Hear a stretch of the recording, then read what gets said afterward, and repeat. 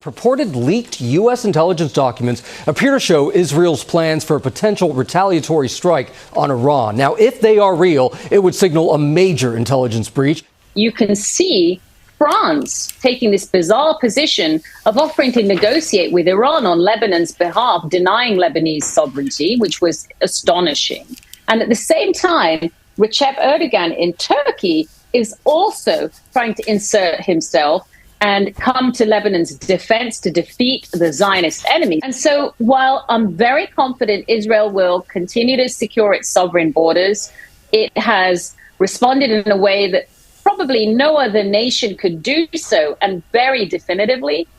I think that it's time that we understand we are already in the middle of a transnational, multi-front regional war that has global ramifications. And the tone of the relationship between the Saudis and the Iranians is so different from 5 years ago. They have ambassadors in both sides. And to me, there was a picture that it was just a photograph that was really emblematic of what we are talking about.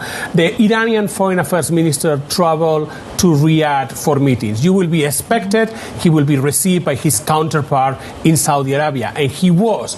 The surprise was that he was also received by Crown Prince Mohammed bin Salman, who runs the day-to-day affairs of Saudi Arabia. And not only he was received, Saudi media released a number of photographs where were smiling at ease. I mean, it didn't really telegraph we are enemies. It doesn't mean that they are friends, but I think that they have found a way to work with each other. It is a red line, but I'm never going to leave Israel. The defense of Israel is still critical. So there's no red line. I'm going to cut off all weapons so they don't have the Iron Dome to protect them. They don't have. But there's red lines that if he crosses, and he cannot have 30,000 more Palestinians dead. That was the administration telling Israel point blank and threatening with withholding aid and weapons to not go into Rafah. But now, had Israel not chosen to go their own path, Sinwar would be alive. And when they got there, instead of saying, OK, let's go in and finish the job, the Biden-Harris campaign was telling them, why don't you guys give them a ceasefire and let them regroup, rearm, and continue on? If they had followed that advice, that Hamas leader would still be alive, and Hamas would be in a better condition to continue their 75-year campaign to try and push the Jews into the sea. Any major military operation in Rafah would be a huge mistake. Let me tell you something. I have studied the maps. There's nowhere for those folks to go. We've been very clear that it would be a mistake to move into Rafah with any type of military operation. Well, Israel's prime minister has responded to the drone attack on his home, calling it a grave and bitter mistake. The drone had targeted Netanyahu's residence in the city of Caesarea, north of Tel Aviv. Neither he nor his wife were there at the time, and nobody was hurt. But Netanyahu says that nothing will deter him or his government from pressing on with its military offensives in both Gaza as well as Lebanon. So as Greg was saying, Hamas is vowing that it's going to be stronger than ever. They said in a statement, quote, "It seems that Israel believes that killing our leaders means the end of our movement and the struggle of the Palestinian people. Yes, it's very painful and distressing to lose beloved people, especially extraordinary leaders like ours. But what we are sure of is that we are eventually victorious. This is the outcome for all people who fight for their liberty." And then Netanyahu, on the other hand, is vowing to continue the war. Listen to what he said. While this is not the end of the war in Gaza, it's the beginning of the end. I want to ask you, Anthony, while they're eliminating the head of this organization, it's not like that the ideology is going to disappear. So what do you think needs to be really done here when it comes to Israel's ambition of eliminating Hamas? What I think both parties are going to face, let's say we have a new president after the election, is that this conflict is now, I see it going on not only for years, but potentially over decades. And we in the West have not definitively confronted this. Iran is not only the number one consumer of Russian military strategy, the number one exporter of military extremism around the world. It has also completely shackled oil-rich federal Iraq, where Hashd al-Shaabi, the Shia Iranian army, is actually more heavily armed and more powerful than the Iraqi army.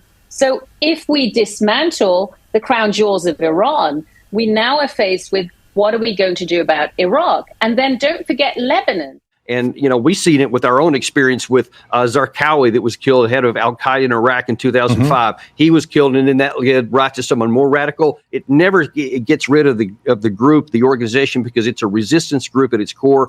And until somebody either changes the conditions on the ground that led to the rise, or they literally kill everyone, which in my view is not even possible, there's going to have to be some accommodations, and both sides are going to eventually have to do something they don't want, or the fighting will just drag on indefinitely.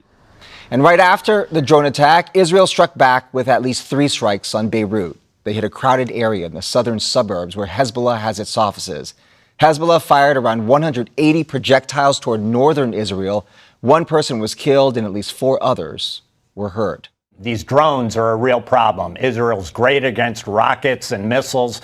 Drones are an issue that we still haven't fully got a solution to. Having said that, Prime Minister looks tanned and rested and completely resolved to try and finish this war and continuing to deliver these massive body blows to the Iranian ring of fire that has been assembled around Israel over the last several decades. I have to also ask you before we let you go about this massive leak which is being investigated in the US. And my question to really is, how does a leak like that really happen? Well, of course, agencies will investigate, but the fact the plans say that Israel had a plan to attack Iran, and that part of this so-called conflict has been released or leaked, what do you make of it? Good morning, Gio. Yeah, that's right. It appears to be a major intelligence breach. The documents which were posted on social media purportedly show classified US intelligence gathering on Israel's preparations for a potential retaliatory strike against Iran. The plans discuss Israel's moving munitions around and Israeli Air Force exercises involving air-to-surface missiles and drones. The top secret documents have markings indicating that they are only meant to be seen by the Five Eyes allies, that's the US, Australia, Canada, New Zealand, and the UK. Such a leak would be investigated by the FBI, the Pentagon, and US intelligence. Sinwar's death also provides an extraordinary opportunity to achieve a lasting ceasefire, to end this awful war, and to rush humanitarian aid into Gaza. Our forces in the region stand ready to assist in Israel's defense, to deter aggression, and to reduce the risk of all-out war. Yeah, but that would require the cooperation of Hamas. And up until now, they haven't shown a whole lot of impetus toward reaching a ceasefire that Israel can live with. Well, yeah, and you see the hard positions. There's I mean, that's a made-for-TV comment there from the Secretary of Defense. There's no opportunity here because Israel is not willing to meet the core requirement for the Hamas side, which is the withdrawal of all forces from the Gaza Strip, and the Israelis are not willing to give in on their core issue, which is the release of all the hostages first. So both sides are dug in, and the war is going to continue on. Now, the bigger issue is he alluded to there, and you showed at the top of this show that President Biden apparently knows when Israel is going to launch its next strike against Iran. So this thing could expand beyond the borders pretty quick. And the general problem in the conflict, which goes back historically decades, that is, of course, not solved at all. There can only be long-term a political solution to this challenge we're seeing. And that is something we haven't seen any progress really made on. That is, I think, the next step has to come. Do you think possibly this specter of conflict with Iran, with Israel, could actually push them further out into the periphery and Israel closer to a peace deal with Saudi Arabia? I mean, you never know how these things are ultimately going to play out. Peace would be what we want. Has Israel opened that door, or excuse me, Iran, with their aggression, opened that door back up? Yes, Pete, and this is something that Saudi Arabia and Israel have been working on for a number of years, what we call the normalization between Saudi Arabia and Israel. And I was just recently in the Middle East, my 4th trip since last October 7th, and spoke directly to MBS. And he did state that it wasn't a matter of if this deal happens, but when it happens. Now, the Kingdom of Saudi Arabia, of course, wants to see peace. They want to see a solution in Israel, but they are determined to to normalize those relations with Israel, because once they do that, there will be greater security in that region. Because of also the demand for oil and what Russia is doing in Ukraine, this changes the dynamics on what China wants in the Middle East. Yeah, China has been remarkably quiet for several weeks on the conflict of the Middle East, but this week they really pick up a bit of their engagement. They have a conference call between the Foreign Affairs Minister of China and counterparts in Iran and Israel. So obviously they are interested. They put together Saudi Arabia and Iran a year ago. Both sides reestablished diplomatic relationships. For Beijing, as you said, this matters a lot. They buy more crude oil from both countries than anyone else. So what unites them? I mean, is it oil? Again, you talk about the neutrality, so I don't know whether you'd call it as like frenemies. But are they is it the U.S. and actually, you know, that unites them because neither particularly likes the U.S.? Francine, I love the expression frenemies because I think that they really express, I mean, I don't think that anyone in Saudi Arabia is just cheering from Iran in this conflict, but they are not rooting for Israel as it was in the past. I mean, the Middle East, as in many places, has been ruled by this old say of the enemy of my enemy is my friend. Therefore, Saudi Arabia was siding with Israel against Iran.